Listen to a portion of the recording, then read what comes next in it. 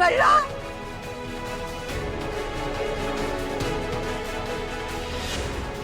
आई आई ऐक, आई असं करत, आई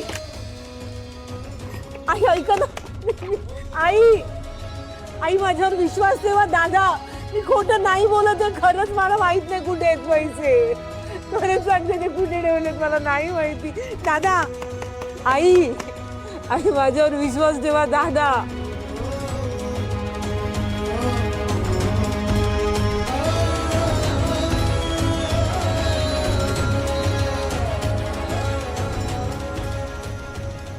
नाही, मी अजिबात उधळणार नाही.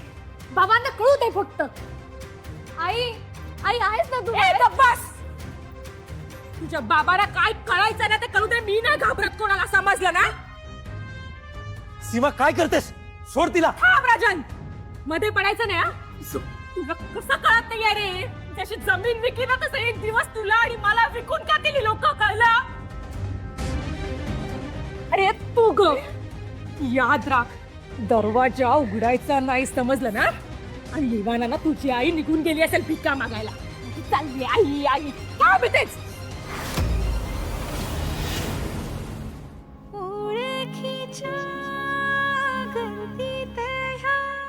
नाही अनु, असं रडून चालणार नाही. आईंचं तरी काय चुकलं? स्वतःच्या सुनेने विश्वासघात केल्याची भावना त्यांना सहन तरी कशी होईल? आणि यातलं काही जर यांना कळलं तर कुठल्या तोंडाने मी यांच्या समोर जाऊ? नाही नाही, काहीही झालं तरी सगळ्यांचा गमावलेला विश्वास मी परत मिळवेनच.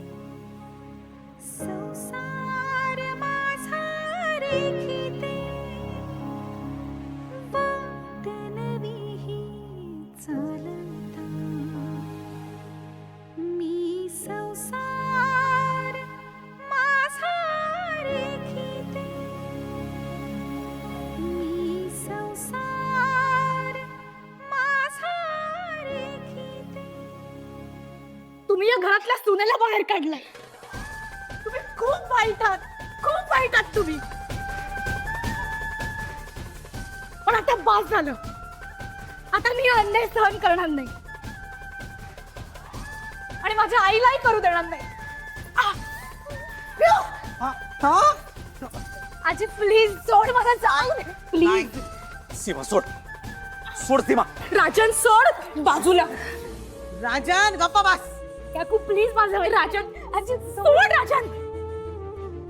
आई ही अशी नाही ऐकणार, तिला ना खोलीत डांबूनच ठेवायला पाहिजे. हे अति होत आहे सीमा.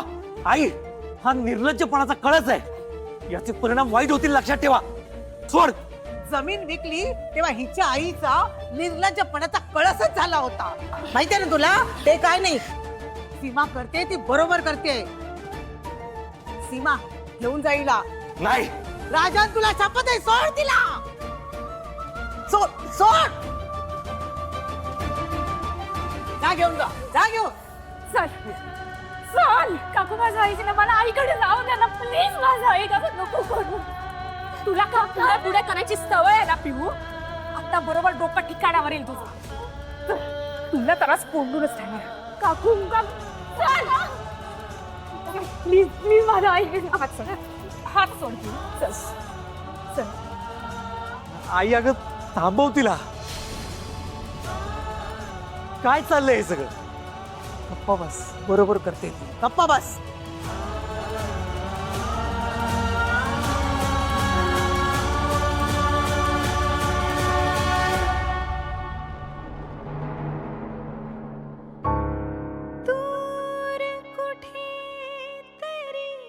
गेली 18 वर्ष मी या घरात मन लावून संसार केला. अनेक चांगले वाईट प्रसंग पाहिले. आज येऊ नये ती वेळ माझ्यावर आलीये. तुझ्या आशीर्वादाची गरज आहे. पैशाची व्यवस्था मी कशी करेन हे माहित नाही, पण करेन हे नक्की. आता मी या घरात पाऊल ठेवेन ते माझ्या अवींसोबतच.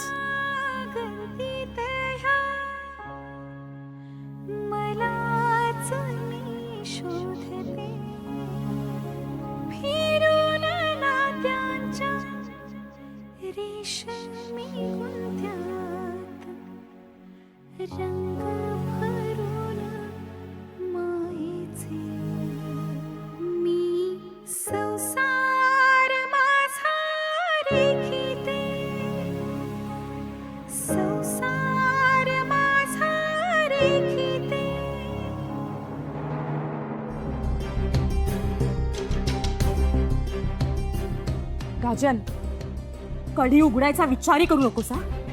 अरे तुला काहीच कसं वाटत नाही रे. ह्या घरचा मोठा मुलगा आहेस ना तू. अरे तुझ्या नाकावर टिचून तुझ्या धाकट्या भावाने त्याच्या बायकोने अख्खी जमीन विकली, पैसे घशात घातले स्वतःच्या, तरी थंड कसाच रे तू. अवी चुकलाच आहे.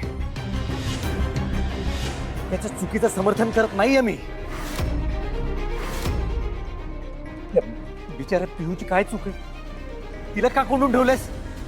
अनुला बाहेर काढले. कुठून आणणार आहे ती पैसे?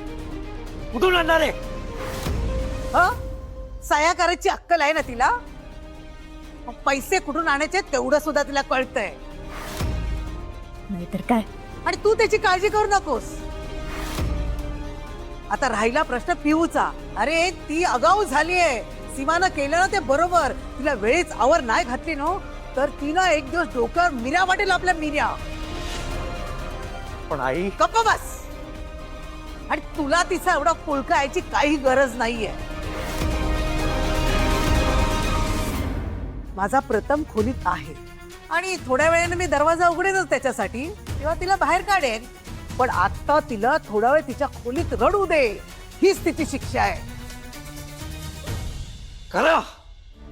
तुम्हाला जे करायचंय ते करा. स्वतः बाई असून या घरच्या सुनेवर आणि मुलीवर अन्याय केलाय तुम्ही. त्यात काही विशेष नाहीये म्हणा. ते तुमचं रोजच काम आहे.